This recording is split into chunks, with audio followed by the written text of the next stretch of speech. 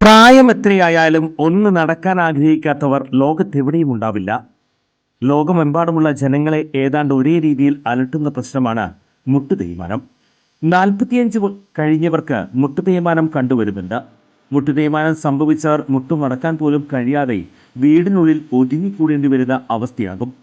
അത്തരം രോഗികളുടെ ജീവിതം തന്നെ മാറുന്ന വിധത്തിൽ നൂതന സാങ്കേതിക വിദ്യ ഉപയോഗിച്ചുള്ള ശസ്ത്രക്രിയ പ്രചാരം നേടിക്കഴിഞ്ഞു. കൃത്രിമ മുട്ട് മാറ്റിവെക്കുന്നതിനായി സാങ്കേതിക വിദ്യ സ്വന്തം പരീക്ഷണാടിസ്ഥാനത്തിൽ കണ്ടെത്തുകയും അതിൽ വിജയം കാണുകയും ചെയ്ത വ്യക്തിയാണ് ഡോക്ടർ പ്രേംകുമാർ.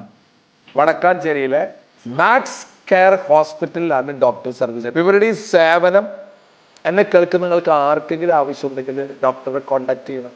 അങ്ങനെ നിങ്ങളുടെ ബുദ്ധിമുട്ടുകൾ മാറ്റട്ടെ. ഞാൻ എൻ്റെ ജീവിതത്തിൽ എത്ര ചിന്തിക്കാറുള്ളൂ, ഞാൻ കാരണം ഒരു മനുഷ്യന്റെ ബുദ്ധിമുട്ടുകൾ മാറ്റാൻ പറ്റിയാൽ, എല്ലാ ബുദ്ധിമുട്ടും അവന്റെ മാറ്റാൻ നമുക്ക് പറ്റില്ല, ഒരു ബുദ്ധിമുട്ടെങ്കിലും മാറ്റാൻ രണ്ടെണ്ണം മാറ്റല്ലേ, രണ്ട് ബുദ്ധിമുട്ട് മാറ്റാം കേട്ടാ. കാലിന്റെ മുട്ട് ബുദ്ധിമുട്ട് അത് നമ്മൾ മാറ്റി തരും. ചുരുക്കി പറഞ്ഞാൽ ഈ വടക്കാഞ്ചേരിക്കാരൻ ഡോക്ടർ പ്രേംകുമാറിന് മുന്നിൽ മുട്ടുമടക്കാത്തവർ ആരും ഉണ്ടാകില്ല. സംവിധായകൻ ഷാഫിയുടെ ആരോഗ്യനില അതീവ ഗുരുതരമായി തുടരുന്നു.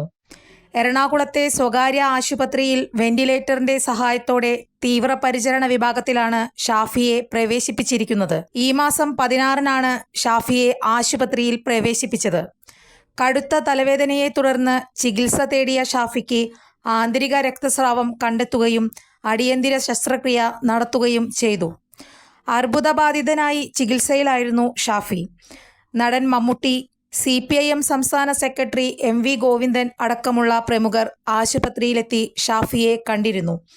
രോഗം ഉടൻ ഭേദമാകുമെന്ന പ്രതീക്ഷ കഴിഞ്ഞ ദിവസം സംവിധായകൻ B ഉണ്ണികൃഷ്ണൻ പങ്കുവച്ചിരുന്നു. കൂടുതൽ വാർത്തകൾക്ക് ഞങ്ങളുടെ ചാനൽ സബ്സ്ക്രൈബ് ചെയ്യുക. ഫേസ്ബുക്ക് ഫോളോ അപ്പ് ചെയ്യുക. വാർത്തകൾ വേഗത്തിലറിയാൻ Anytime News.